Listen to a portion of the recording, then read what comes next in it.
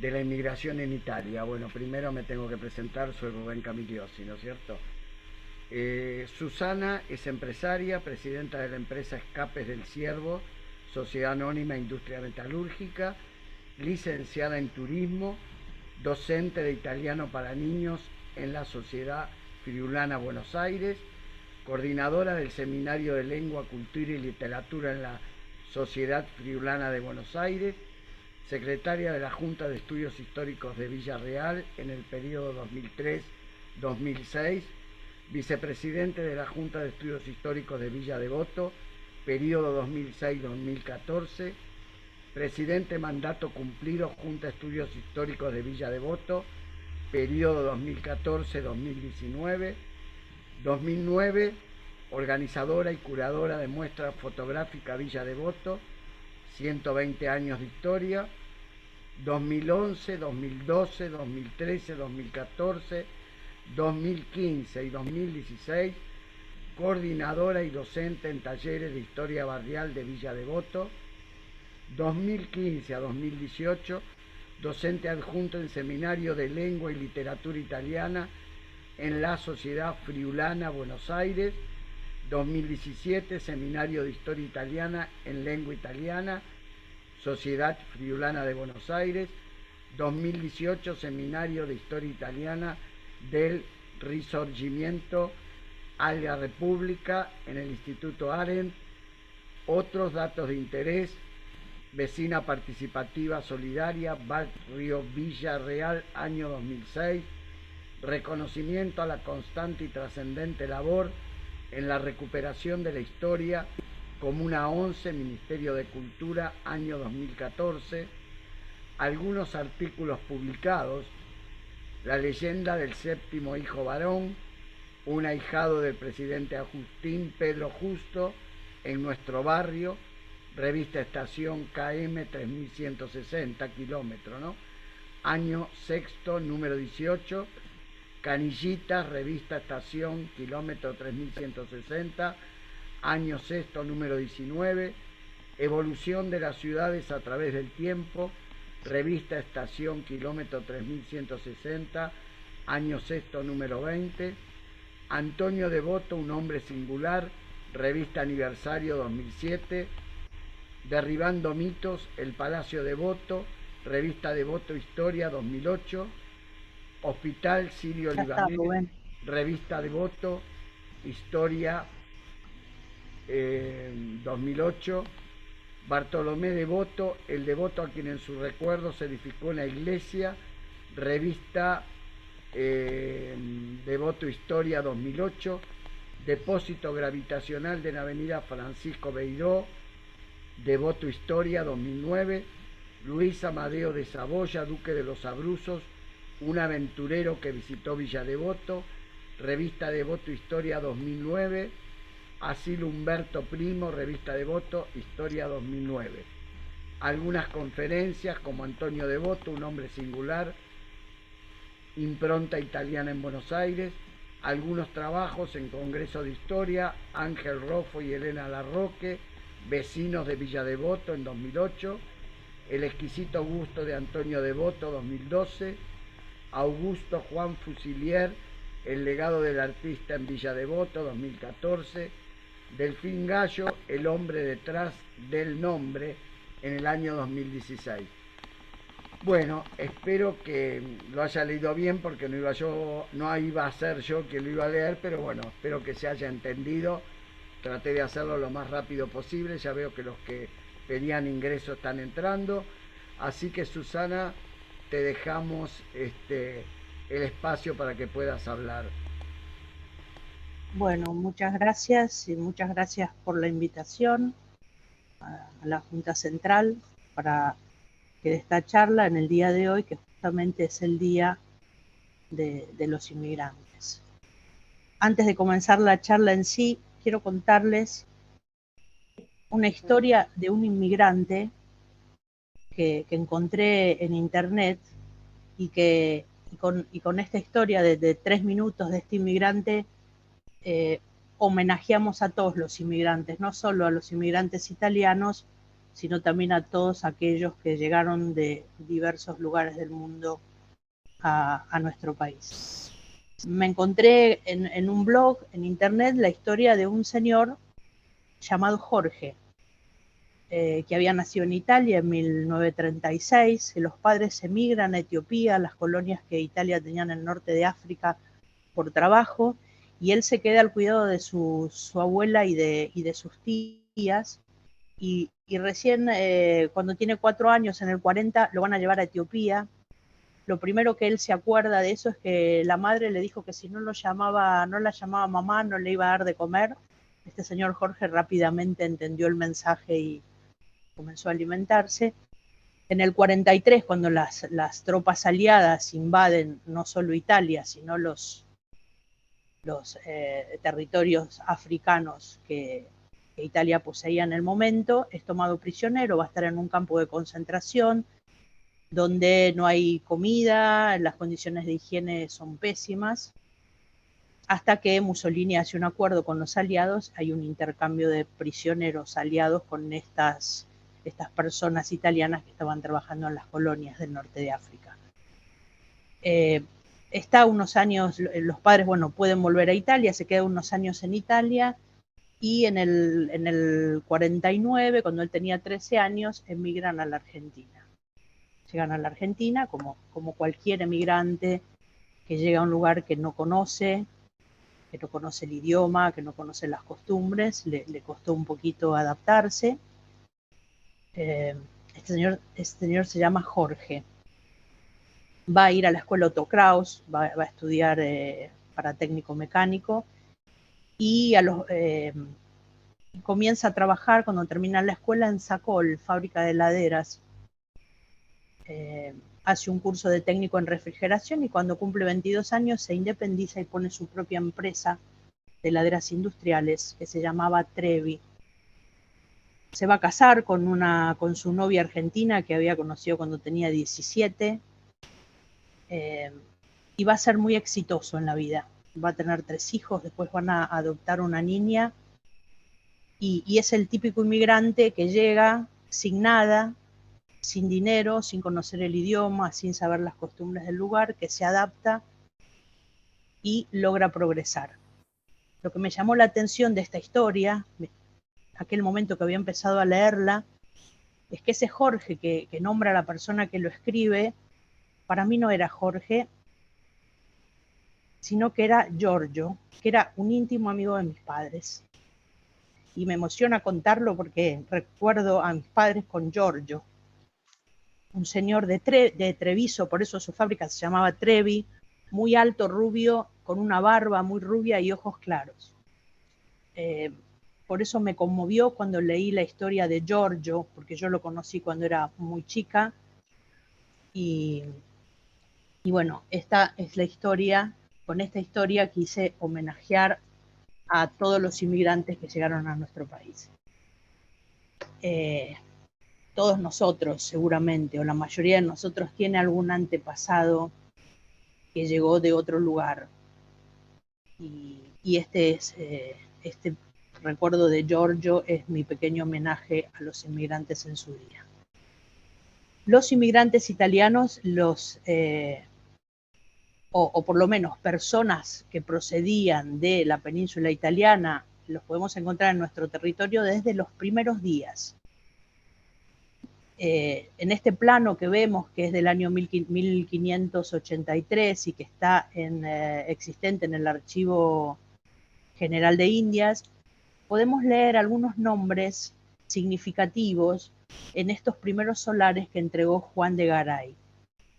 Encontramos a Pantaleone Franco, Sebastiano Bello, Lazzaro Griveo, Pietro Franco, Bernabé Veneziano, Erceo Bello, Stefano Bello, Anco Cozza, o hay otra persona de apellido Cozzo, y hay todavía otro Griveo. Como vemos en esta primera etapa absolutamente en el nacimiento de Buenos Aires, ya encontramos algunos italianos. Entre los italianos que que se encontraban en la época de la colonia, tenemos a estos tres personajes muy significativos. Uno es Manuel Belgrano, hijo de Domenico Belgrano Peri, que era de la provincia de Onelia, región Liguria, más precisamente de la provincia de Imperia, más precisamente del pueblo en ese entonces de Onelia. El 3 de junio, por la ley 24.561, se estableció, por ser la fecha de nacimiento de nuestro prócer, el general Belgrano, como Día del Inmigrante Italiano. Había en esa época otros inmigrantes, otros hijos de inmigrantes destacados, como Juan José Castelli, que su familia era de origen veneciano, pero procedía de las colonias que Italia tenía en el Peloponeso, en el mar Egeo. Manuel Alberti, que su padre era de Finale Ligure, también Finale Ligure, una localidad también de la Liguria. En Italia hay muchos reconocimientos a Belgrano. Por ejemplo, en el comune de Onelia hay un gran mural, y en el costado, digamos a la derecha del mural, hay una imagen de Belgrano a caballo, y que detrás de él está la bandera argentina. El monumento más destacado, sin lugar a dudas, es este que estamos viendo, que se inauguró el 27 de octubre de 1927, es obra del escultor fiorentino Arnaldo Zocchi. Zocchi es el mismo que hizo el monumento a Cristóbal Colón y el monumento a Antonio Devoto, que primero estuvo en el asilo Antonio Devoto, después en la escuela Antonio Devoto, y hoy se encuentra en la Plaza Arenales, en el centro del barrio. Lamentablemente, siempre lo vemos a Antonio con los ojos pintados de rojo, con corbata violeta, y no podemos hacerles entender a los más jóvenes que esto de grafitar monumentos no estaría tan bueno. Este monumento se encuentra en un lugar absolutamente céntrico y privilegiado de Génova, en la Piazza Tomaseo. Y el monumento tiene algunas particularidades. Por ejemplo, el pedestal está hecho de granito de nuestro país, de Sierra Chica, y la figura del general está hecha con bronce recuperado de un cañón español. Ese día, y ante la presencia del rey Vittorio Emanuele III, del ingeniero Luigi, el del puerto de Bahía Blanca, el doctor Ángel Gallardo, y los capitanes de las naves Sarmiento y Belgrano, es que se va a inaugurar este monumento, se repartieron medallas conmemorativas hechas por una empresa Gori Izuki de la ciudad de Arezzo, que ya vimos que esta gente que realizaba medallas, vemos que esta empresa hay medallas en otros eventos de italianos en Argentina. Por ejemplo, en el tiro al ceño de Devoto, muchas de las medallas eran acuñadas por esta empresa. En el reverso, bueno, en el anverso lo vemos al general a caballo, y en el reverso está escrito en italiano: símbolo de la hermandad entre los pueblos italiano y argentino.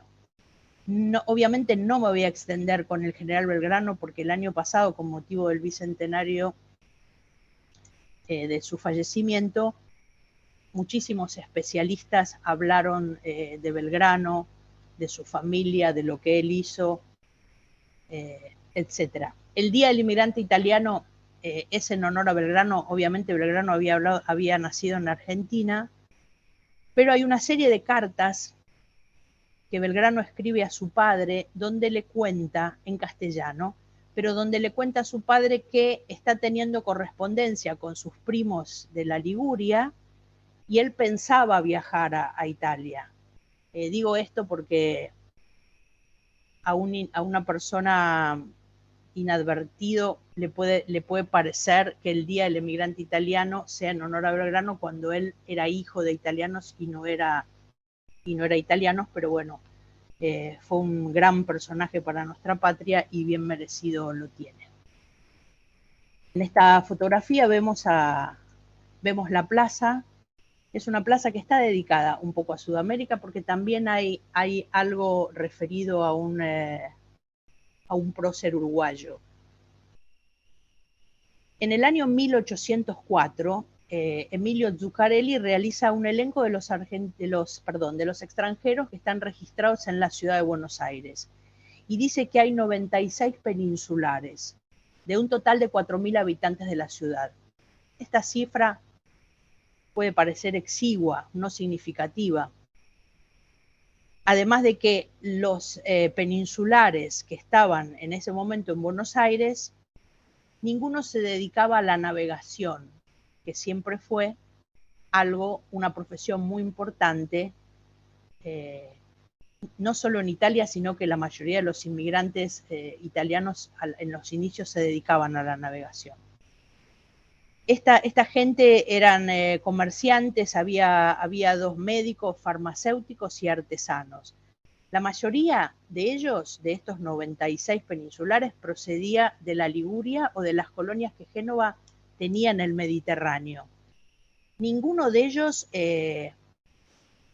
declaraba, o sea, lo que ellos decían, la mayoría decían que eran de la nación zeneise. Zena, en el idioma genovés, quiere decir Génova, y nación zeneise es nación genovesa. Es muy probable que haya sido así, porque en esa época estaba la República de Génova. Otros declaraban de ser de nación italiana. Como entidad política en ese momento no existía la nación italiana. Había otros que decían ser del reino de Nápoles y otros del estado de Roma. Entre 1809 y 1828, los genoveses elegían emigrar a España y al norte de África. Esto tiene mucho que ver con la estructura de la región Ligure. Y me refiero a la región Ligure porque durante prácticamente un siglo la mayoría de los inmigrantes italianos que llegaron a nuestro país eran de esa región. Digo que tiene que ver con la estructura de la región porque la Liguria es una región montañosa y que está acostada sobre el mar. Es como que las montañas están empujando a la Liguria al mar, es un territorio muy estrecho, ya lo vamos a ver en un mapa, y entonces había muy pocas posibilidades de cultivar las tierras. La gente que eran agricultores, los llamados en Italia los contadinos, no les alcanzaba la tierra que tenían para poder alimentar a la familia. Esto los obligaba a emigrar. Pero había otro motivo bastante importante, y es que en el norte de Italia y en el sur de Francia, la industria de la seda había sido muy importante, y en este periodo tiene un declino absoluto. Para 1938, la industria de la seda se había reducido a 1/3 de lo que había sido a principios de siglo. Así que había condiciones económicas que llevaban a la gente a emigrar. Además, es un periodo en que la poderosa marina genovesa está en declino. Y el Piemonte, la Lombardía y la Liguria dependen, que eran y siguen siendo las regiones más industrializadas de Italia, dependían del puerto de Génova para poder exportar sus productos. Pero en este momento hay una supremacía naval de España, sobre todo, y también de Inglaterra, con lo cual la otra industria importante que tenían los líguros, que era la industria naval en declino, también les provoca situaciones económicas que los lleva a emigrar. Tanto es así que en el año 1921 no hubo ningún ingreso de peninsulares a la Argentina. Y entre 1929 y 1948 este número va a ir creciendo. Por ejemplo, esas naves que llegaban en ese momento están llegando con bandera sarda. Italia todavía no es una unidad política y la Liguria está perteneciendo al reino de Cerdeña y Piemonte. Por eso los genoveses dicen que siguen diciendo ellos que son de la nación Ceneice, porque fueron anexados a la fuerza y bueno, no estaban de acuerdo. Ya en el año 22 entran 39 italianos. En el 25, 342, que también decían ser genoveses o italianos. A pesar de que llegaban con documentación sarda, ninguno se declaraba sardo. De los primeros flujos de inmigrantes, en el año 31 llegan 342 personas. 180 eran ligures, más de la mitad. Y después algunos venían con documentación del reino de las dos Sicilias, otros del reino lombardo-véneto, algunos del Piemonte y algunos del Estado Vaticano. Muy pocas mujeres y muy pocos niños. Entre el 31 y el 38 solamente van a llegar a nuestro país el 12% de los italianos eran mujeres y solamente el 3% eran niños. Pero ya entre los años 35 y 1842, el 24% de los inmigrantes totales que llegaban a nuestro país eran italianos. Además de los problemas que les comenté antes económicos, de las escasas tierras, el declino de la industria naval, el declino de la industria de la seda, en todo el periodo de inmigración italiana a nuestro país hay una problemática que se las voy a detallar. Primero, el territorio italiano antes del Risorgimento, cuando hablamos de Risorgimento hablamos de unión, de la unificación, de la vuelta de la unificación a la Italia que conocemos hoy. Entre los años 1797 y 1915 va a haber una invasión de las tropas francesas. Cuando las tropas francesas se retiran de Italia va a haber un atraso económico, va a dejar Francia un atraso económico y aún mayor empobrecimiento. Y entonces, en ese periodo de empobrecimiento, es el periodo, por ejemplo, en el 21, como les dije, no llega ningún italiano, además del problema que están teniendo con las naves. Y después van a tener una serie de epidemias de cólera, entre el 35 y el 37, entre el 48 y 49, 54 y 55, y 66 y 67. Es un periodo que Italia es un polvorín. Estamos de frente a las guerras por la independencia. Parte del norte de Italia estaba ocupado por el Imperio Austrohúngaro. El Vaticano también tenía posesiones de tierra y están estas guerras civiles y revolucionarias, la primera del año 1820 en Nápoles, el motín de Nola, la guerra de independencia de 1848 y las guerras que se sucedieron hasta la unificación en 1861. La del 48 es una guerra importante. Italia pierde la guerra contra el Imperio Austrohúngaro y este fracaso hará que el entonces rey de Italia, Carlo Alberto, deje su cargo a su hijo Vittorio Emanuele II. Además, están un grupo de políticos liberales que no está de acuerdo con la monarquía, los republicanos.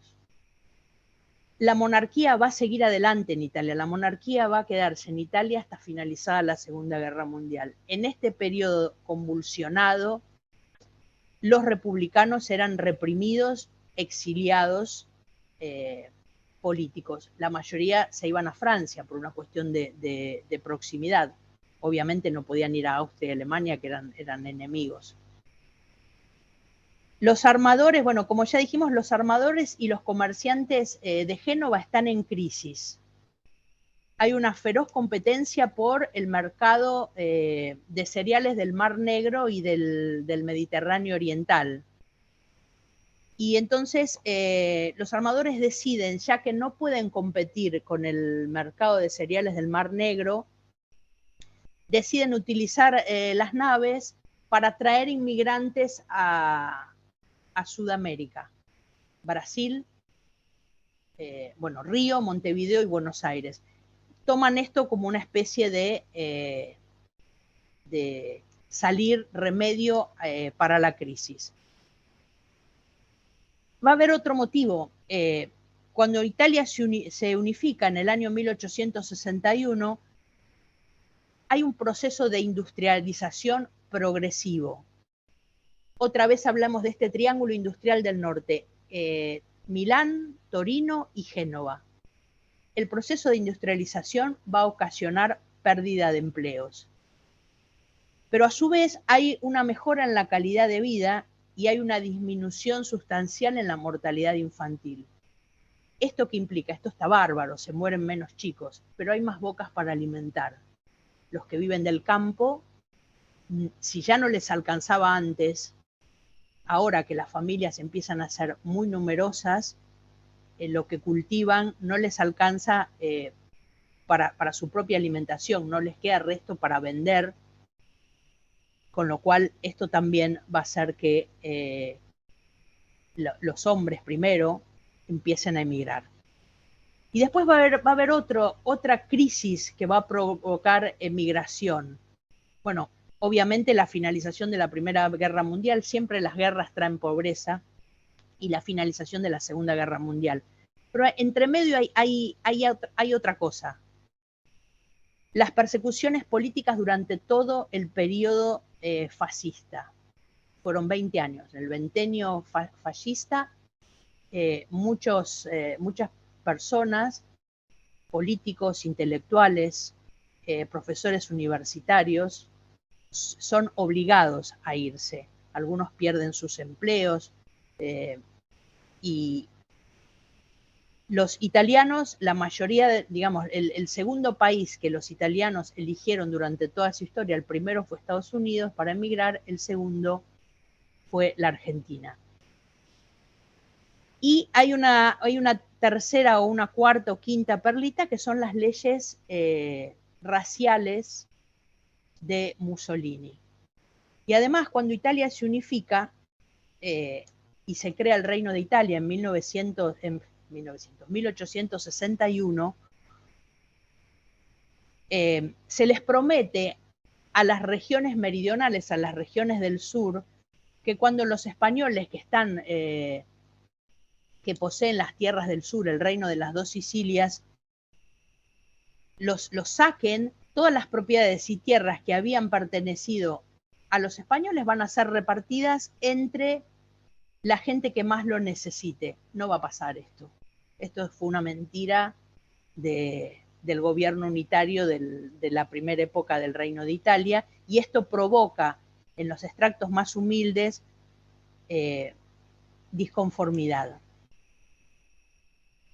Vamos a ver ahora de dónde venían estos italianos, desde Domenico Belgrano en adelante. Vemos el mapa de 1796, justo antes de la invasión napoleónica. Vamos a estar el reino de Cerdeña, al norte, obviamente con la isla de Cerdeña, después va a ser reino de Cerdeña y Piemonte. Que si ustedes se fijan, hoy Italia termina en la Liguria, es decir, en lo que en el mapa de la izquierda se ve como República de Génova, está mucho más extendido, y en la parte verde del reino de Cerdeña, ahí es donde está la ciudad de Niza, donde va a nacer Garibaldi, que era italiano. Hoy eso pertenece a Italia. En el norte de la parte verde del Reino de Italia está lo que era la provincia Saboya, de donde eran los Saboya, reyes de Italia. Eso, la capital era Chamonix. Eso también en una de las tantas guerras de independencia, cuando terminan las guerras siempre hay reparto de tierras. Italia va a perder esas tierras. Y fíjense que hay un gran estado pontificio que nace desde, o sea, toma toda la región del Lacio, que es la región donde está Roma, toma toda la región Umbria, el sur de la Toscana, parte de la Campania, que es la región de Nápoles. Y si nos vamos al Adriático, está tomando toda la región que se llama Le Marche y la región de Reggio Emilia arriba en los límites con Venecia. El Estado Vaticano era el Estado pontificio en ese momento, que se llamaba, era el Estado más fuerte que tenía la península, el que tenía el ejército más poderoso. Y después hay pequeños estados, Ducado de Parma, el de Módena, la República de Lucca o Lucchese, la región de Trento. Vemos justo en el mapa de la derecha, justo antes de la unificación, 1859. Se siguen respetando más o menos las regiones, solo que los inmigrantes que llegaban, la mayoría de Italia, que venían de la región llamada Liguria, la República de Génova ya no existe. Todo pertenece al reino de Cerdeña y Piemonte. Pero va a llegar Garibaldi que va a salir desde el puerto de Génova, que si lo ven los marco en el mapa está por acá, Génova IV en realidad, va a venir hasta Sicilia y de Sicilia para arriba va a empezar a unificar Italia. Fíjense cómo en el mapa anterior el Estado Vaticano llegaba hasta Venecia, ahora está limitado a ese pedacito celeste. Igual están faltando algunas regiones que siguen perteneciendo al reino lombardo-véneto, que es del Imperio Austrohúngaro. El siguiente mapa, el de la derecha, es justo antes, ya hay más territorio, el reino lombardo-véneto ya entró a formar parte de Italia. Está faltando una parte del Friuli, está faltando la región del Trentino Alto Adige, que todavía no pertenece a Italia. Pero fíjense que ahora el territorio del Vaticano está rayadito. Ya no hay tropas prácticamente y van a faltar 2 años para que los italianos finalmente lleguen a Roma y en la llamada la presa de la Porta Pía, el derribo de una de las puertas de Roma, que es la llamada Pía. Ahora bien, ¿era sencillo viajar en esa época? No, para nada. Cuando alguien tenía, se necesitaban documentos, pero no solo documentos, pasaportes, sino que se necesitaban algo que ahora en Italia está muy de moda, que es el Green Pass, que si uno no está vacunado no tiene el Green Pass y no puede ir a fiestas, no puede ir en algunas regiones, no puede salir, no puede ir al cine, no puede ir a cenar, hay que tener el Green Pass. Este que estamos viendo, este Green Pass, por así llamarlo, es del año 1707. Es un certificado que atestigua que la persona es de la Serenísima República de Génova, 1707, que si uno lo lee en detenimiento, dice que la persona que presenta ese documento se garantiza que está libre de cualquier enfermedad y que no va a transmitir, sobre todo. El problema era, no importaba si alguien estaba enfermo, sino que no lo transmitiera su enfermedad al lugar que fueran. Por eso hice la comparación al momento de hoy con el Green Pass. Acá tenemos otros dos. Uno, el de la izquierda, que dice Fede di Partenza, es otorgado por el Comisariato de Sanidad Marítima de Ancona en el año 1800. 1800 hay 7 personas y lo que dice es que lo mismo, que se atestigua que estas personas y además están sanas y que pueden viajar. Además, este certificado para poder moverse, para poder viajar, este en particular están yendo de Ancona a Terni, están yendo ahí nomás. Pero claro, en ese momento no estaba unificado y eran territorios diferentes. El otro que vemos a la derecha es también de la República Serenísima de Génova. Y aquí vemos lo que les decía, que cuando los lígures decían que eran de la región, que eran del Estado genoveso, esto es de la época de la ocupación francesa, que deja de llamarse República de Génova para llamarse República Ligure. Y fíjense los dos motes en la época de los franceses, libertad e igualdad, igualianza.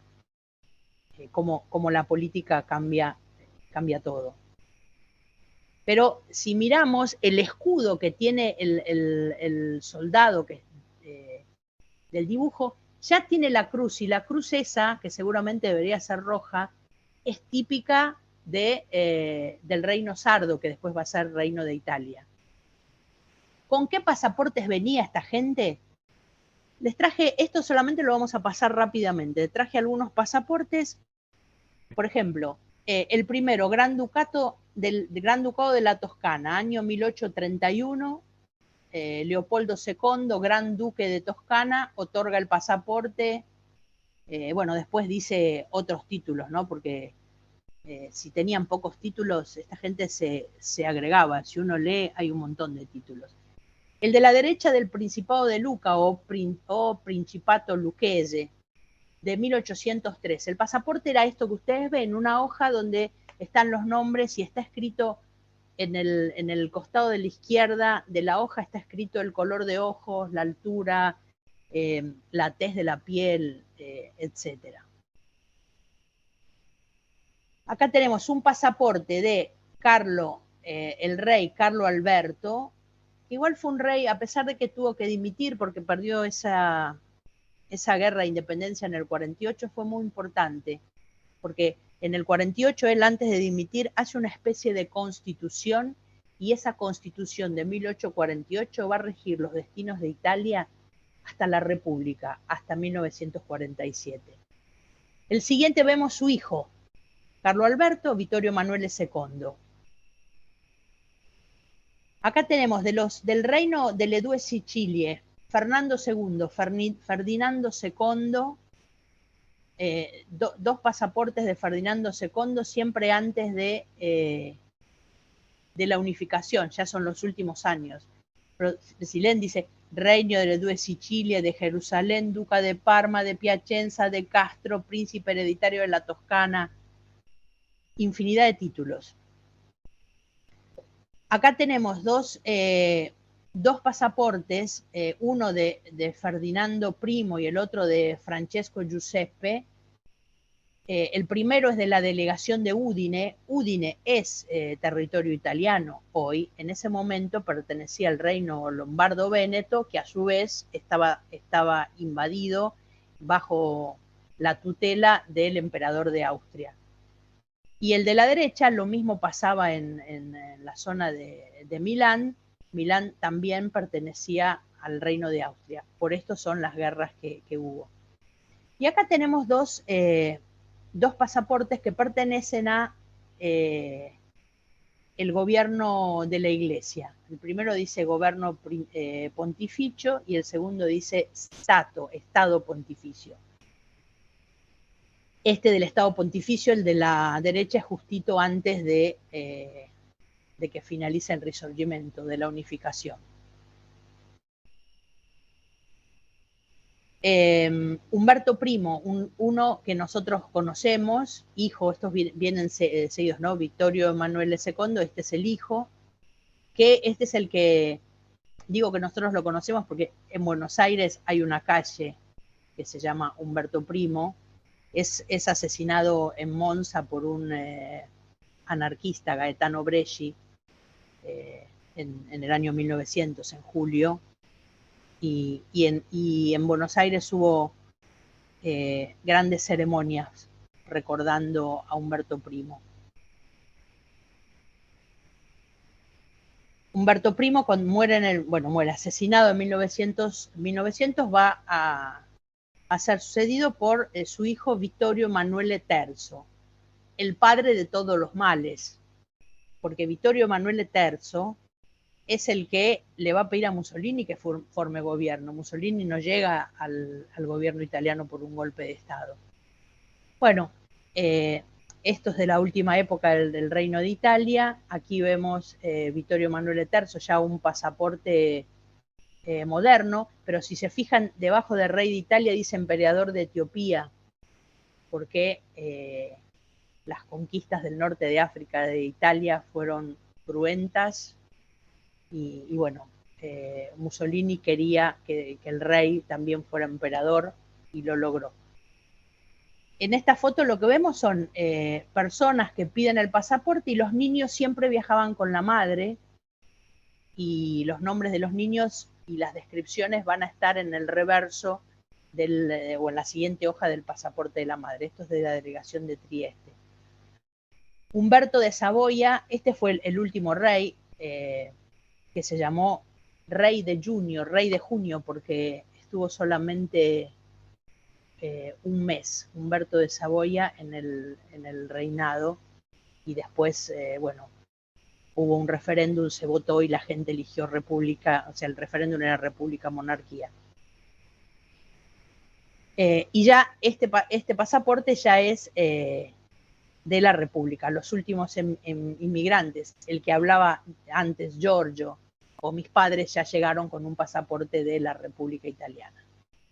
Ahora bien, mientras que esta gente está viajando con estos pasaportes y necesita permiso sanitario para poder viajar y demás, algo está pasando en nuestro país. La Constitución de 1853, en el artículo 25, dice: el gobierno federal fomentará la inmigración europea y no podrá restringir, limitar ni gravar con impuesto alguno la entrada en territorio argentino de los extranjeros que traigan por objeto labrar la tierra, mejorar las industrias e introducir y enseñar las ciencias y las artes. Domingo Faustino Sarmiento y Juan Bautista Alberdi lideran este pensamiento. Estas frases que leímos por ahí, que la falta de población era la fuente de todos nuestros males, y qué nación puede crecer y modernizarse sin brazos laboriosos.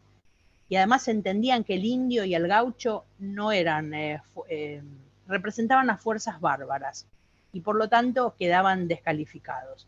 Entonces el inmigrante lo que se tiende es a convertirlo en una punta de lanza para poder modernizar el país enmarcado en un estado liberal.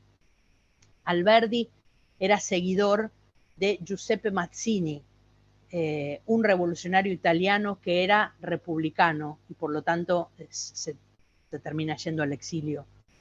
Muy importante Mazzini, y Juan Bautista Alberdi, que también es importante para nosotros, era su admirador y su seguidor y había leído sus libros, y Mazzini tenía un diario, un movimiento que se llamaba Joven Italia, y en esta época también va a haber un movimiento que se llama Joven Argentina.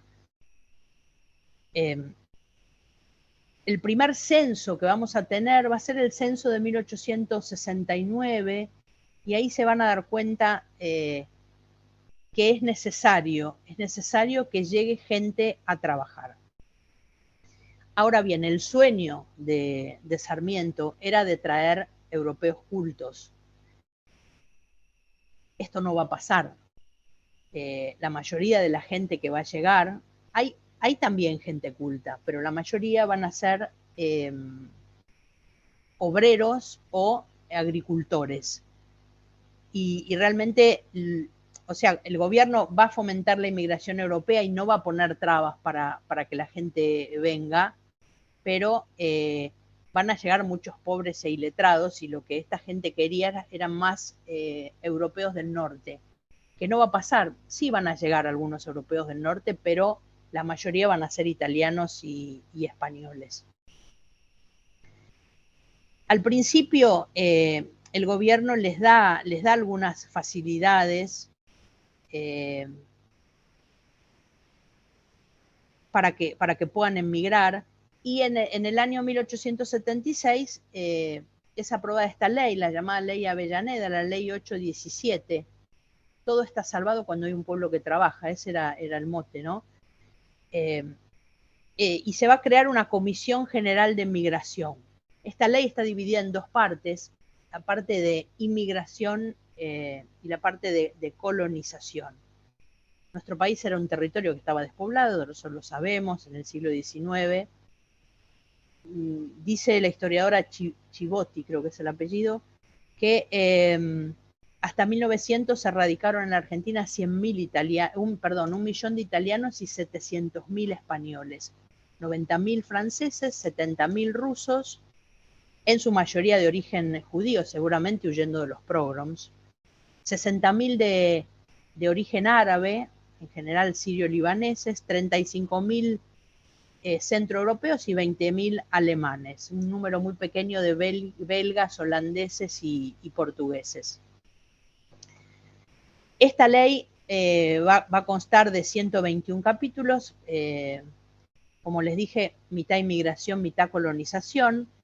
En el artículo 42 se habla que en las ciudades donde se va a radicar la mayoría de la gente, que son Buenos Aires y Rosario, o donde fuera necesario, se van a crear lugares, hoteles para recibir a estos inmigrantes.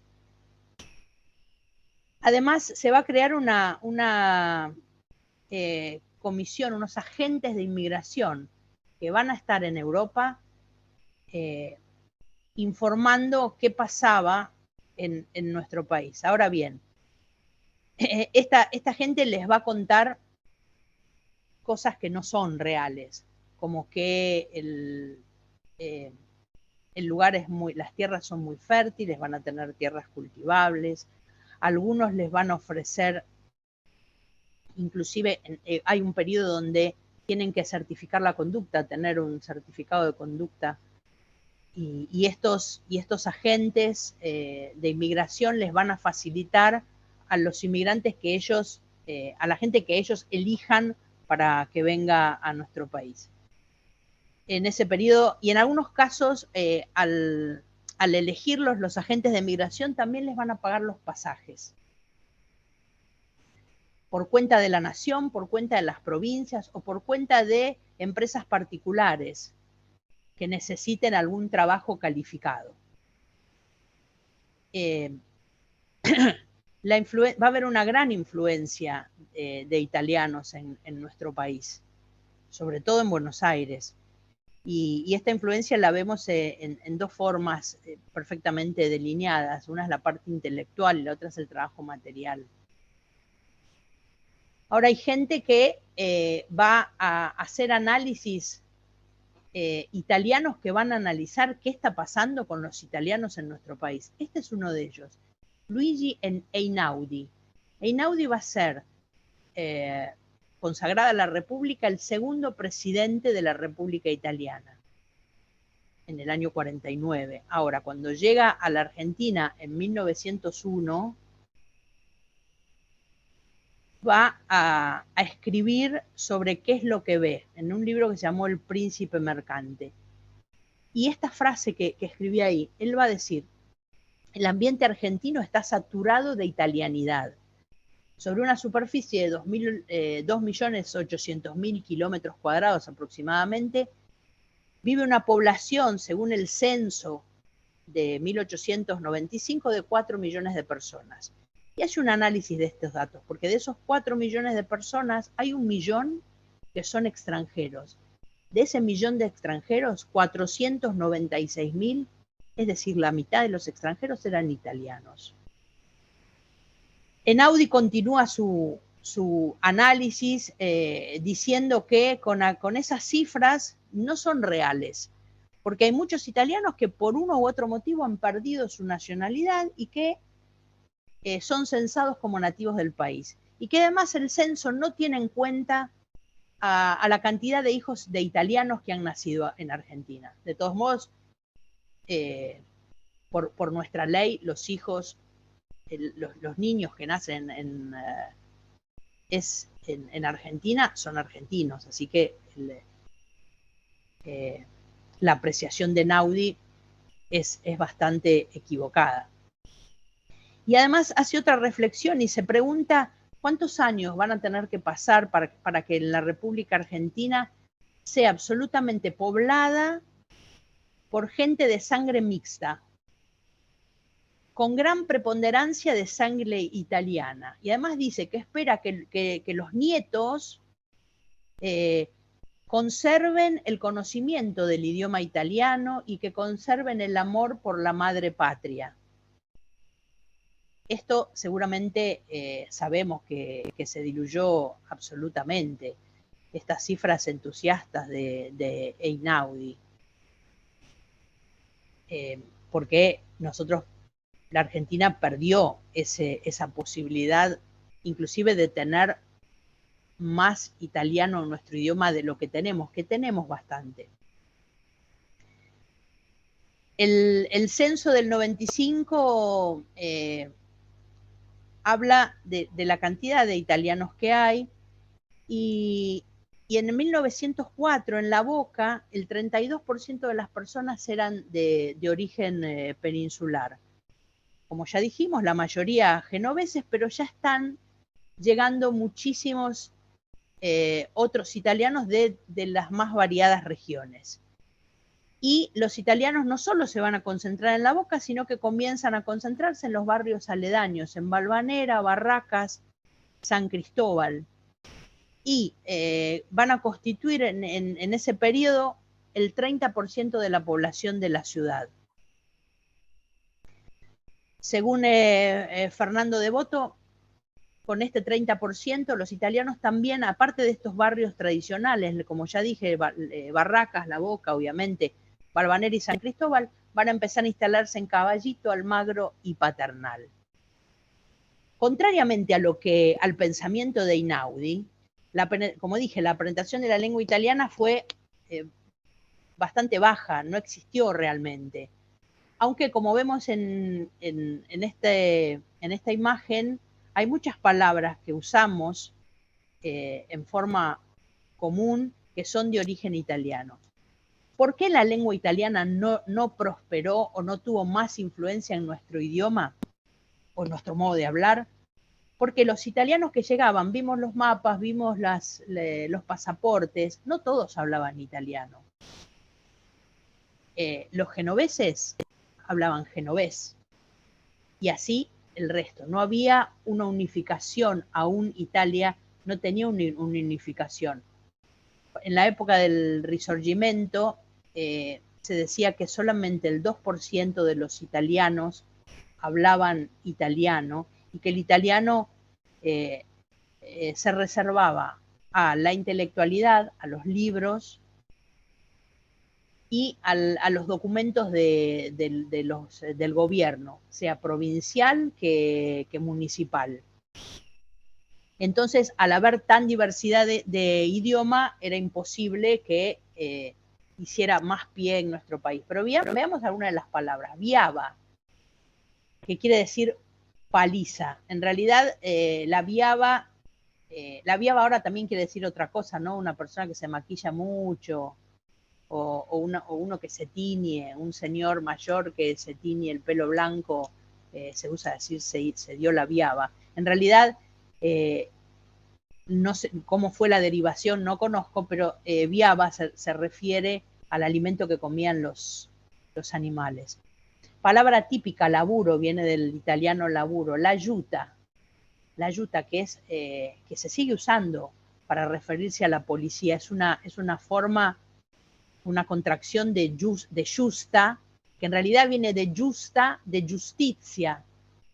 Fíjense cómo derivó justicia, un argentino no lo pronuncia justa, y terminó en yuta para decir la policía. Morfar, del italiano morfa, una forma coloquial de llamar a la boca. Pibe, que viene del genovés pivello, del italiano pivello y del genovés pibeto. Facha, rostro. ¿Qué facha tenés? Viene del italiano facha, cara. Fiaca, que viene del italiano fiasca, quiere decir lo mismo, desgano, pereza. Mina, del italiano jergal. Mina es una chica, una mujer. No se usa, es un modo despectivo. Gamba, que si bien en italiano quiere decir pierna, cuando uno dice o decía, no sé si se seguirá usando, sobre todo entre jóvenes, haceme la gamba, quiere decir dame una mano con algo. Y la palabra mufa, que cambió totalmente, porque mufa viene de mufar, de algo que está mohoso. La mufa en italiano es eso, es el hongo. y no es lo que nosotros llamamos mufa, que es alguien que trae mala suerte. Todas estas palabras nos quedaron de aquellos primeros inmigrantes que llegaron. ¿Por qué perdimos también parte de la lengua? Fíjense este cuadro. En este cuadro nos muestra el porcentaje de italianos que se casan con italianas desde 1860 hasta 1918. Vamos a tomar los dos extremos. 1860 a 1864. El 95% de los italianos se casa con una italiana. El 1% con una argentina y otro 1% con una española, que para perder la lengua es lo mismo porque hablamos el mismo idioma. Y vayamos a lo último, en 1918, el periodo a 1923. Del 95% que se casaban con italianos, en este periodo tenemos solamente el 65%.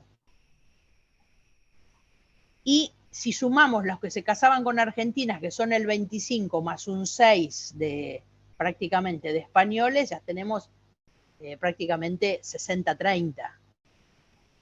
Esto también, este fenómeno de que el italiano se sintió cómodo en nuestro país y que no necesitó aislarse con la gente de su comunidad, hizo también que a la larga el idioma se perdiera. En la actualidad, en el registro del aire, que es el registro de italianos que viven en Argentina, es el anágrafe italiano de aire, en realidad quiere decir anágrafe italiano residentes en el exterior. Ellos calculan o tienen inscriptas 500.000 personas y que se calcula que hay 1,5 millones de italianos, de argentinos que son, ¿cómo se dice? Italófonos. Yo particularmente no lo creo, porque hay mucha gente que dice que habla italiano y que después realmente no es así. En este cuadro vemos lo que queda, porque llegan muchos italianos, pero hay muchos que se van. Por ejemplo, en el periodo 1857-1860 llegan 12.000, pero se van 5.000 y pico. O sea, los que quedan son 6.000. También va a pasar en el otro periodo, 61-70, llegan 113.000, pero se van 63. Con lo cual, acá es peor, son mucho más, se van mucha más gente y quedan solamente 49.000. Y en el cuadro de abajo vemos dónde residían según en el censo de 1869. En la ciudad, 58%, casi 60%, y en la provincia de Buenos Aires, casi 30%. El resto del país prácticamente no tenía italianos residentes. Ahora bien, estos italianos que llegaban a nuestro país, ¿todos llegaban al puerto? No. Hubo muchos casos de naufragios y hubo muchos casos de muertos en el trayecto por epidemias, porque las condiciones de la nave, las condiciones de higiene eran escasas, los alimentos y el agua eran muy mal conservados, y esto va a provocar brotes de cólera a bordo de las naves. Traigo un caso como ejemplo, que tal vez fue el peor, que es este caso de la foto que vemos del piróscafo Matteo Bruzzo. Estaba capitaneado por Michele Morteo, era el capitán de esta nave, que va a partir de Génova en el año 1894. Con inmigrantes, la mayoría eran inmigrantes meridionales. En ese entonces, en las regiones del sur estaba habiendo una epidemia de cólera, más chica que las que nombré anteriormente, pero hay una epidemia. Van a salir de Génova, van a hacer una escala técnica en Las Palmas de Mallorca, cargar carbón, reabastecer alimentos, para después seguir hacia el Río de la Plata. Eran 1.333 pasajeros. Cientos de ellos mueren en el trayecto de Las Palmas a Montevideo. El primer lugar donde el barco hacía Génova, Montevideo, Buenos Aires. llegaron al puerto con una bandera de cuarentena. No solo en Montevideo les prohibieron amarrar, sino que los amenazaron con golpes de cañonazos si no dejaban las aguas territoriales uruguayas. El barco se dirigió a Buenos Aires, tuvo la misma suerte, fueron reabastecidos con medicamentos, con carbón y con alimentos y los mandaron de vuelta para Italia. De los 1.333 llegaron absolutamente diezmados, muchísima gente murió en el barco. Este barco va a llegar a Génova, fíjense que salió el 1 de noviembre de 1884 y va a recién llegar a Génova en febrero del 85. De Génova lo van a mandar a este barco al puerto de La Spezia para hacer una limpieza general y el piróscafo Matteo Bruzzo va a poder continuar con su trayecto Italia-Río de la Plata recién el 3 de marzo de 1885. Este es un caso, hubo muchos casos más de barcos que tuvieron muchos muertos en el trayecto. Entonces los puertos de Buenos Aires y Montevideo no van a permitir más amarrar en sus costas a las naves sin hacer una cuarentena. El total del viaje tenían que ser 50 días, los últimos días de cuarentena antes de entrar en aguas territoriales. Esto le va a pasar a una nave Perseo, posteriormente una nave Scrivia, y la nave Scrivia llegó a Buenos Aires no le permitió amarrar, se fueron a Montevideo y estuvieron 4 días en observación sanitaria, y como no había enfermos, finalmente pudieron llegar a Buenos Aires. Como dijimos, en 1876 se ofrecía a los inmigrantes, antes, 1876 la ley Avellaneda de Inmigrantes, pero antes, en 1857, se crea una asociación filantrópica de inmigración. Esta asociación tenía una subvención del Estado y van a tener el primer hotel de inmigrantes, que va a estar en terrenos anexos a la estación de Retiro. Era un pequeño edificio que posteriormente, porque antes del hotel de inmigrantes que todos conocemos, hubo varios hoteles de inmigrantes. Este de la Asociación Filantrópica de Inmigración va a recibir a un primer contingente, no de italianos, sino de suizos. Eran poquitos, eran 36 personas, 7 hombres, 7 mujeres, el resto niños. Esos van a ser los primeros que se van a albergar en este hotel de la Asociación Filantrópica de Inmigración. Después el segundo hotel de inmigrantes va a estar en Corrientes y Leandro N. Alem. Va a funcionar hasta 1874. En aquel primer hotel, después de ese grupo de 36 personas suizas, van a llegar otros. Va a llegar un contingente de 350 personas, que la mayoría eran suizos, 150 o 140 suizos, 70 españoles, y después, bueno, estamos hablando de los años 1859 hasta 1864, más o menos, que funcionó este primer hotel. Había lombardos, sardos, lígures, toscanos, etc. Hacia fines del siglo XIX, los pasajes marítimos van a ser bastante más baratos de los que eran. Y la travesía de un barco que partía, en general los barcos partían de Génova y de Nápoles, algunos de Livorno, y algunos partían de Venecia, pero imagínense ustedes que Venecia está sobre el Adriático, tenían que pegar toda la vuelta de Italia para después poder agarrar la ruta hacia Gibraltar, con lo cual a la gente les convenía tomarse un tren hasta los puertos del Tirreno y no embarcar sobre el Adriático. Se van a cortar mucho los días porque los barcos, primero eran los barcos a vela, tardaban 50 días, y con los barcos a vapor, esto se disminuyó entre 18 y 20 días. Va a haber después otro hotel de inmigrantes en Cerrito, al lado de donde hoy está el Centro Argentino de de ingenieros, y finalmente va a haber un hotel que es el llamado El Rotondo. En realidad no era redondo, era un polígono de 16 lados, pero visto de lejos parece redondo.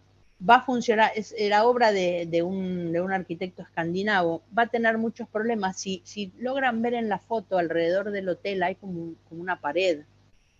Habían construido esta especie de muros de contención, porque cuando había temporales, el agua entraba. Si se ven, los muros de contención no dejan ver las ventanas que están en el primer piso o planta baja. No las vemos porque tuvieron que poner este muro para protegerse del oleaje.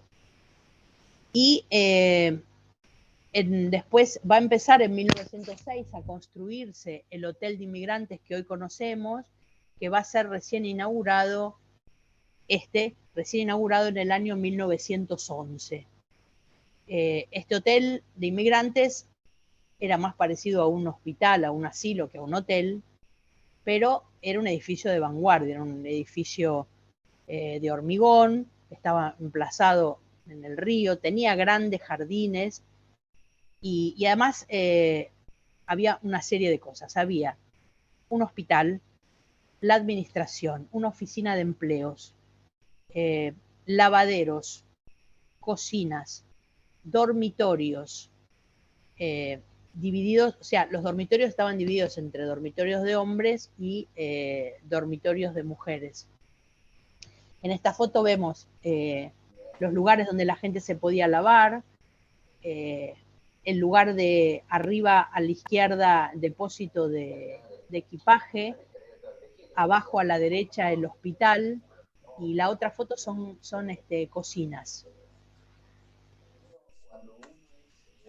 Lo más importante que tenía el hotel de migrantes era la oficina de empleos. Y además, como vemos en las fotos, tenía hasta casi 2 metros, estaba todo el edificio azulejado de blanco. Por eso decían que se parecía mucho más a un hospital. Además, el hotel tenía oficina de correos, tenía una sucursal del Banco Nación, podía alojar hasta 3.000 personas a la vez en 4 dormitorios por piso. También había, cuando los inmigrantes llegaban, tenían la posibilidad de comenzar a aprender el idioma, porque si no eran españoles, todo el resto de los inmigrantes tenían que aprender. Los italianos en particular tenían un librito editado en Italia, escrito por Arrigo de Zetteri, que por los comisarios de migración, que se llama Manual para el inmigrante italiano en Argentina. El libro comienza con esta frase, obviamente está escrito en italiano. ¿Sabe usted que es un inmigrante? Se llama así a quien deja su tierra para establecerse con intención de trabajar. Es en un país extranjero, ya sea definitivamente o por un tiempo indefinido, viajando por el medio de transporte más económico. Como ya dijimos, la Argentina tenía en Italia estos guías, estas oficinas de migración que ofrecían montañas de hielos eternos, forestas tropicales, ríos gigantescos, un oasis que cuando los inmigrantes llegaban no era tal.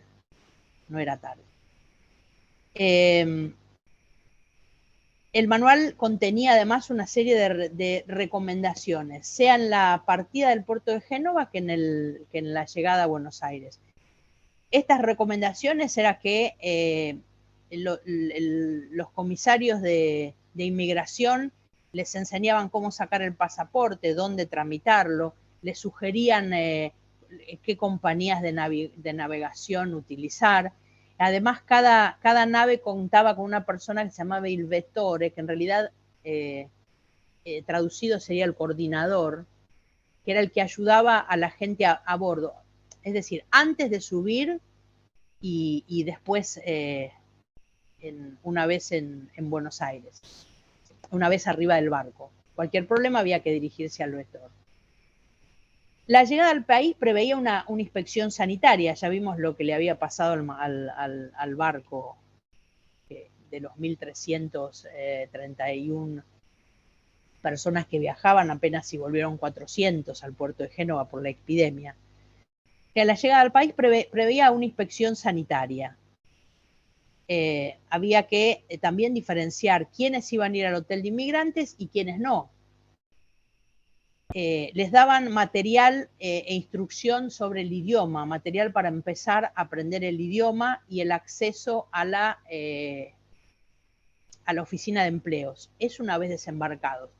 Pero cuando llegaban al puerto de Buenos Aires, ¿con qué se encontraba el inmigrante? Con su barquito y dos naves pequeñas, dos vapores pequeños que se acercaban a la nave de inmigrantes y el manual decía que estos dos pequeños vapores van a acercarse para controlar la sanidad y la aduana. Si la salud a bordo era óptima, es decir, si no se habían registrado en el trayecto ningún caso de enfermedades infecciosas o muertes por causas sospechosas, van a ver que esto decía el manual, verán que va a subir un médico que va a certificar el estado sanitario, que va a mirar los registros de enfermería y que va a agitar una bandera de práctica libre. Es decir, si se agitaba la bandera de práctica libre, el médico se iba y el barco amarraba, felices y contentos todos. Si no pasaba eso, la nave era escoltada hasta la isla Martín García. Y en la isla Martín García tenían que descontar 40 días de cuarentena. Con los años, esta cuarentena dejó de existir, porque hubo una convención sanitaria entre Italia y Argentina, y entonces el comisario de inmigración y las autoridades sanitarias en Buenos Aires y viajaban personal sanitario en los barcos, es decir, que cuando el barco llegaba ya estaba todo controlado y se evitaban la cuarentena en la isla Martín García. El manual todo esto está escrito en el manual que le daban el manual del inmigrante que le daban a los italianos. Decía que va a llegar el barco a puerto, va a empezar una maniobra de acercamiento a Puerto Madero o a la Dársena Norte, y allí van a ver un edificio parecido a una estación de tren que se extiende a lo largo de la banquina del puerto, y esa es la aduana. Les recomendaban también que 48 horas antes llenaran la papeleta para declarar si traían algo, un poco horas que nos dan arriba del avión para llenar si hay algo para declarar. Y les recomendaban que no dudaran en hacerlo porque corrían el riesgo de tener problemas o de que no los dejaran entrar. Se van a encontrar cuando lleguen con este edificio. También el manual dice que ya no es aquel viejo hotel de madera expuesto a los vientos y a las aguas, y que es un edificio diferente. Y además, muy importante, decía, será usted huésped del hotel por un lapso de 5 días. El actual edificio no es más aquel antiguo caserón de madera que estaba en la estación Retiro, ahora se encuentra junto a la aduana, es de material más decente y más cómodo. Tiene varios comedores, dormitorios para ambos sexos, enfermería, lavatorios, baños, sala de lectura, jardines de recreación, oficinas de cambio y correo. Otra de las cosas que les decían es que el hotel no tiene ni camas ni colchones. Le podrá parecer extraño, pero le aseguro, sigue diciendo Zattari, que no es así, porque además usted está acostumbrado a dormir en el piso y es mucho más higiénico no dormir en colchones, porque los colchones no se pueden cambiar. La gente podía estar 5 días, no se pueden cambiar todas las semanas y por lo tanto es mucho más higiénico.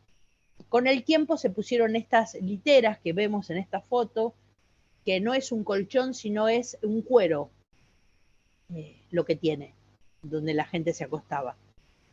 Y además, cuando no estaban estas literas, Zattari sigue diciendo que van a tener unas mantas que se van a poder acomodar en el piso y que el sacrificio va a durar muy poco tiempo. Ahora bien, las personas, si una persona llegaba y no quería ir al hotel de inmigrantes, pensando que alguien lo iba a recibir, algún amigo o un familiar, y eso no pasaba, ya no tenía ninguna posibilidad de volver al hotel. Después estaban aquellos que querían quedarse en la ciudad y aquellos que querían ir a alguna colonia del interior del país porque eran agricultores. A eso se les brindaba un pasaje en general en barco a la ciudad de Rosario y de ahí debían arreglarse como pudieran. Algunos tenían trabajo. O sea, los agricultores se iban, los operarios podían conseguir en la oficina de empleo fácilmente si tenían algún oficio, profesión, algún trabajo, pero los que no eran comerciantes o los que, primero, los que se hospedaban en el hotel de inmigrantes tenían que viajar en tercera, los barcos también tenían una primera, en la primera venían otro tipo de personas, obviamente más adinerados, venían profesionales, médicos, arquitectos, ingenieros, artistas.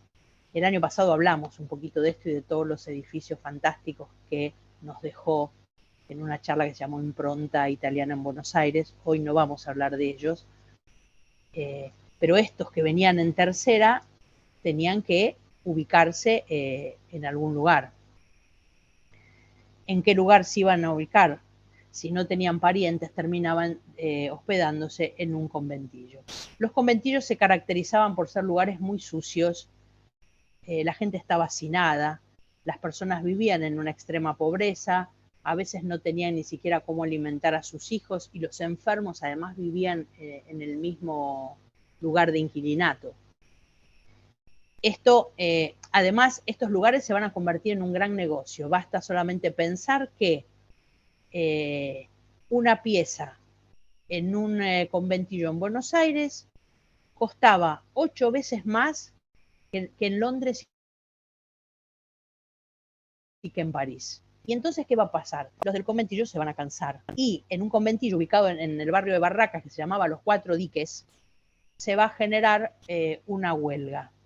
La huelga se va a replicar en Buenos Aires, en Rosario, en La Plata y en Bahía. Los inquilinos decidieron no pagar más el alquiler y además pedían que se les redujera el 30%. ¿Cómo los hombres estaban trabajando? Esta huelga la encabezaron las mujeres y se llamó huelga de las escobas. ¿Por qué? Las mujeres utilizaban las escobas como emblemas y el mote era para barrer a los caseros, para barrer la injusticia.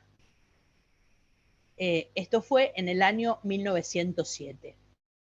Es, así como hablamos de autores italianos, que Luigi Einaudi, que nos habló de inmigrantes, está este libro que es absolutamente interesante de leer, que se llama Gli italiani en la República Argentina, de Ausonio Franzoni.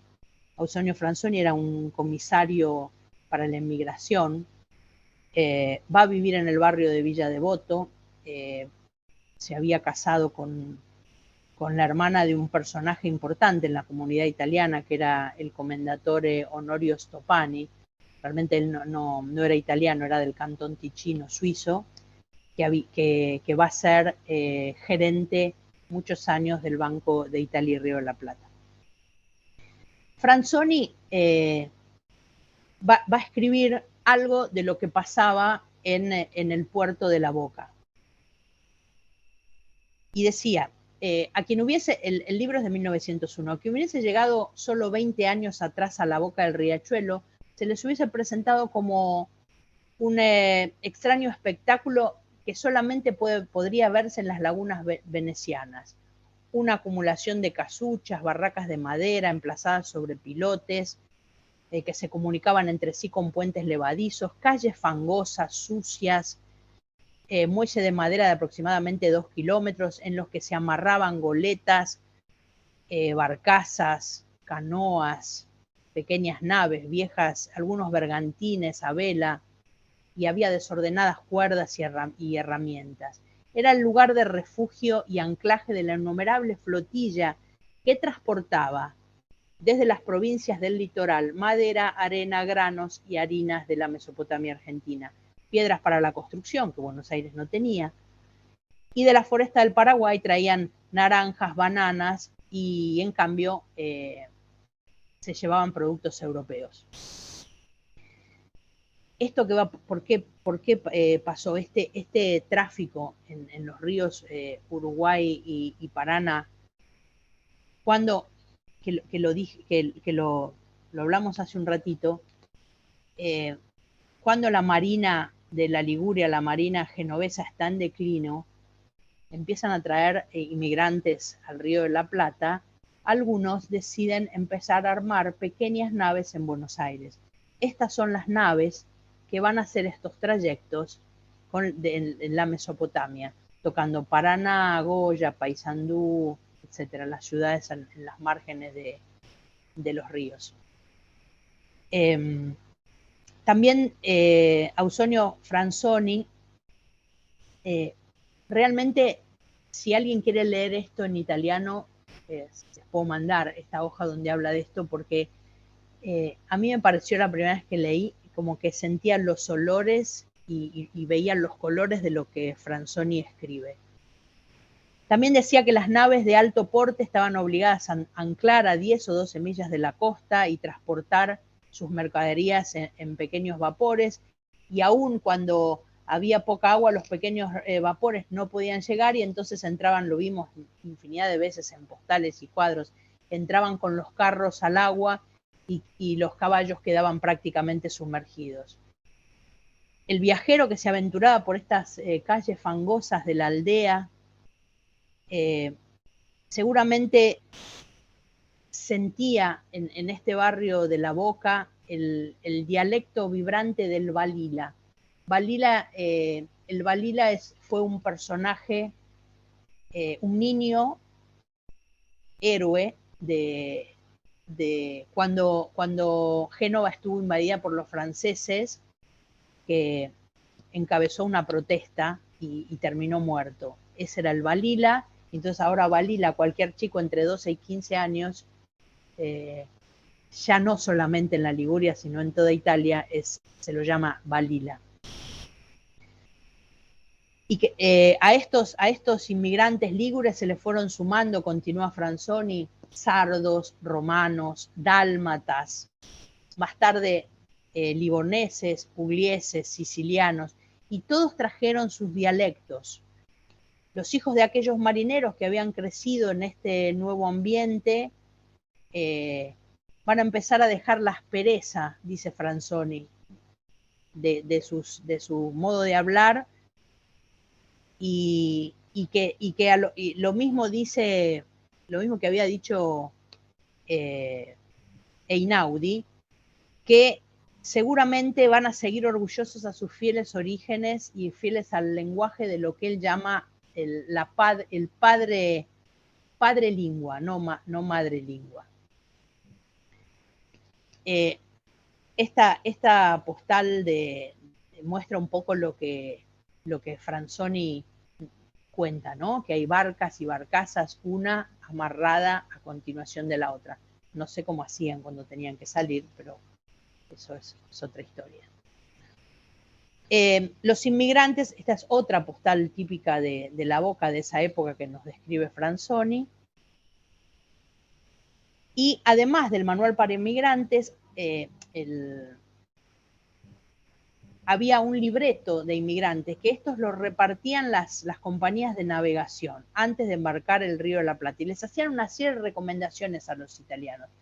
A izquierda vemos un pasaje en tercera clase. En general, la gente que tenía que viajar para poder comprar el pasaje terminaban vendiendo sus pertenencias. Entonces les recomendaban que por lo menos llegaran el día anterior al embarco, porque si llegaban a perder el pasaje, es decir, si no estaban a tiempo para embarcar, nadie les iba a devolver el dinero. Y que por lo tanto tenía que tenían que ocuparse de llegar en tiempo y forma. Además, en este libreto del inmigrante hay una serie de recomendaciones. Primero, que si hay gente que se acerca a ellos y a cambio de dinero les dice que los van a acomodar mejor en las naves, que no crean en ellos, porque como ya dijimos, estaban estos coordinadores, los vectores, que van a solucionar el problema. Y que no les dirán dinero a nadie. También les aconsejaban acerca de los trufatori, los estafadores porteños. Cualquier relación con aquella época con la nuestra es pura casualidad.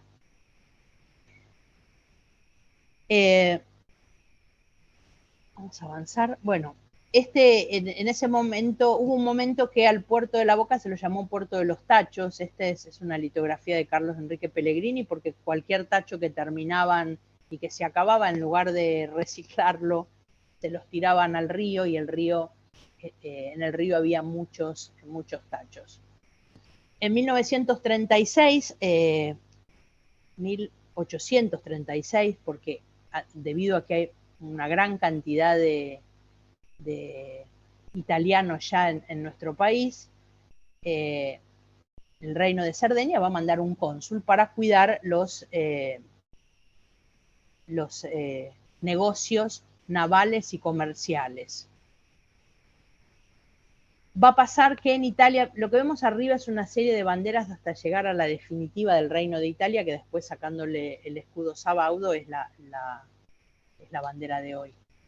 Pero hubo una primera bandera, el tricolor, como lo llamamos, verde, blanca y roja, no en vertical, sino en horizontal, que fue de la República Chispadana, vimos una serie de repúblicas, algunas que estuvieron un tiempo y después se fueron, pero en 1948 se enteran en Buenos Aires que en Italia por primera vez habían izado una bandera tricolor. Y entonces este cónsul, Barón Picolet de Armillán, le pide permiso al gobierno para que lo deje izar por primera vez la bandera tricolor en nuestras tierras, y además de izar la bandera se van a disparar algunos golpes de cañonazos. Hay un tema que es parte de la inmigración italiana en Argentina y que no por ser poco divulgada es menos importante, y es la llegada de los judíos italianos a la Argentina en el periodo 1938-1948. Antes de empezar con esto, quería también decirles que en ese momento, cuando se hizo, hay algunas crónicas, en ese momento cuando se izó por primera vez la bandera tricolor, que había el cónsul les dijo a los italianos cómo fabricarse una bandera tricolor, y algunos de los que alzaron las banderas tricolores eran descendientes del general Belgrano, o parientes de su padre, Domingo Belgrano. Muchos de esos, yo ya nombré antes a Giuseppe Mazzini y quisiera volver a él, no sé si estamos bien con el tiempo, igual ya voy a ir terminando. Eran republicanos, seguidores de Mazzini, enfrentados a la monarquía. Y lo que quería era recordar que el primer monumento a Giuseppe Mazzini en el mundo fue emplazado en Plaza Roma, Paseo de Julio, hoy Leandro N. Alem. En el año, Mazzini muere en 1872, el monumento es de 1876. El autor de la obra es Giulio Monteverde, que fue maestro de Lola Mora y que además es el autor del Cristo que se encuentra en la capilla cuando uno entra al cementerio de la Recoleta. A este evento, primer evento, no el primero, pero gran evento italiano en nuestro país, como es emplazar un monumento cuando Buenos Aires tenía muy pocos monumentos y es aprobado por la legislatura un monumento extranjero van a suceder una serie de cosas que tienen que ver con la comunidad italiana. Por ejemplo, la creación antes del monumento, años a mitad de siglo, la creación del primer hospital italiano en Barracas, la creación de el Banco de Italia y Río de la Plata, la creación de los bomberos voluntarios italianos, hoy bomberos voluntarios de la Boca, el Banco de Italia y Río de la Plata, el tiro a senio. Los italianos eran grandes tiradores, les gustaba mucho el tiro, la Sociedad Italiana Tiro a Senio, que unió a la comunidad. El apoyo del Reino de Italia a la Argentina con la facilitación de compra de naves para equiparar el poderío naval chileno que venía de la guerra del Pacífico y era mucho mayor al argentino, el gran apoyo del Reino de Italia a la Argentina en este conflicto, de fines de siglo, conflicto limítrofe. Tuvimos aporte de ingenieros, arquitectos, escultores, artistas, comerciantes, industriales. Hay un gran patrimonio cultural que ayudó al crecimiento de nuestro país. Es un tema para mí muy extenso, muy apasionante.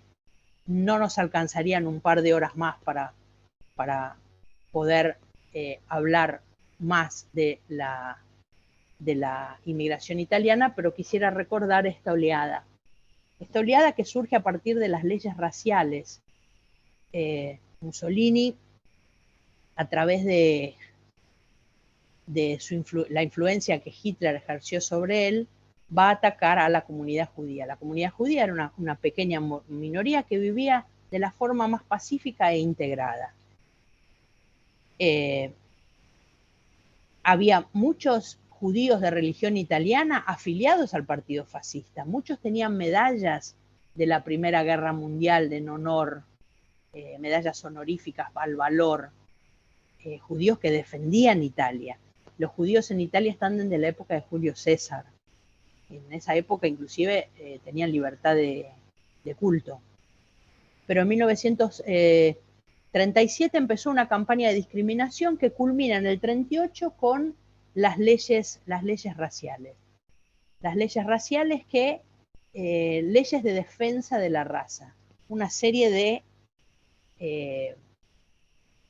de pensamiento nazi que decía que la raza italiana era pura, y además en una familia donde había un judío abuelo, por ejemplo, y casado con una cristiana, y después los hijos cristianos, los nietos cristianos, etcétera, para las leyes raciales, si había un antepasado, un abuelo, un bisabuelo judío, todos iban a ser judíos. ¿Qué va a pasar? ¿Qué va a pasar con esto? Es aprobado en el Consejo de Ministros. El rey, este rey que como dije antes, es el padre de todos los males de este periodo italiano, no va a decir nada, nunca decía nada. Todo lo que hacía Mussolini, él lo acataba como si el jefe fuera Mussolini y no él. ¿Qué consecuencias va a tener esto? Lo que dice acá, enseñantes y escolares de raza hebrea, judíos, están excluidos de las escuelas de cualquier orden y grado. Es decir, Italia en ese momento, los chicos no van a ir más a la escuela, ni primaria, ni secundaria, ni a la universidad. Pero además, Italia va a perder muchísimo. Inclusive hay por ahí algún premio Nobel que le dan el premio Nobel, por ejemplo Fermi, que le dan el premio Nobel en Estados Unidos porque tiene que escaparse de la Italia racista de Mussolini. Además van a perder un montón de profesores universitarios que eran absolutamente reconocidos y valiosos. Esto va a provocar una emigración forzada de la gente, porque además no van a poder trabajar los judíos en la administración pública, no van a poder trabajar en las Fuerzas Armadas, había muchos que eran militares, dejan eso, no podían trabajar en los seguros, y prácticamente todo lo que era que tenía en los bancos, que tenía que ver con el Estado, con el comercio, con el dinero, los judíos son excluidos.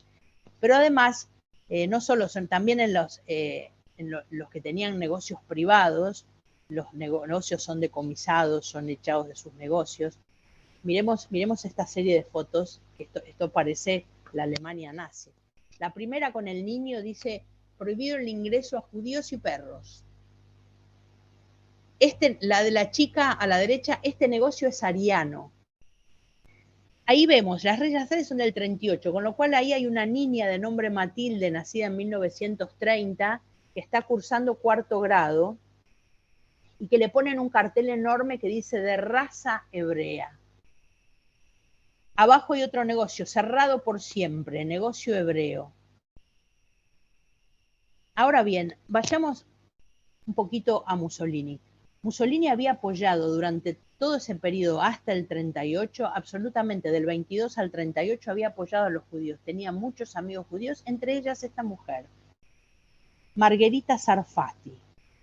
Era una intelectual, había sido redactora del periódico Popolo d'Italia, Pueblo de Italia, que había sido fundado por Mussolini. Era una intelectual de una gran valía y además había sido amante hasta la época de las leyes raciales, amante de Mussolini. Este giro antisemita, los judíos lo toman con reservas, no creen que todo lo que se está publicando en los diarios les va a pasar a ellos, no lo creen. Y muchos se quedan. Hubo una razzia en el gueto de Roma. Italia tuvo campos de concentración, y de los campos de concentración en Italia, hasta el año 43, en general, los judíos que iban a los campos de concentración no los mataban. Pero en el 43 hay un golpe, un cambio profundo en Italia, llegan los aliados, Italia se divide en dos, Mussolini es tomado prisionero, uno de los que vota para la destitución al cargo es su yerno, Galeazzo Ciano, que era el marido de su hija preferida, la más grande, Eda Mussolini, y va a estar prisionero en el Gran Sasso, que es una montaña enorme en los Abruzzos, centro-sur de Italia. No sabemos cómo, llega un comando de helicópteros nazis, alemanes, lo agarran a Mussolini, se lo llevan a Alemania. Mussolini va a tener una charla con el Führer, vuelve a Italia y forma un gobierno. Italia va a tener dos gobiernos, el gobierno del Reino de Italia y el gobierno de la República de Salò, o República Social Italiana. Ese periodo entre el 43 y el 45 es un periodo nefasto para la comunidad judía. Hay una razzia en el gueto de Roma, la mayoría los matan y los que no son llevados a los campos de concentración del norte y después a Auschwitz, al campo de concentración más tremendo que tuvo.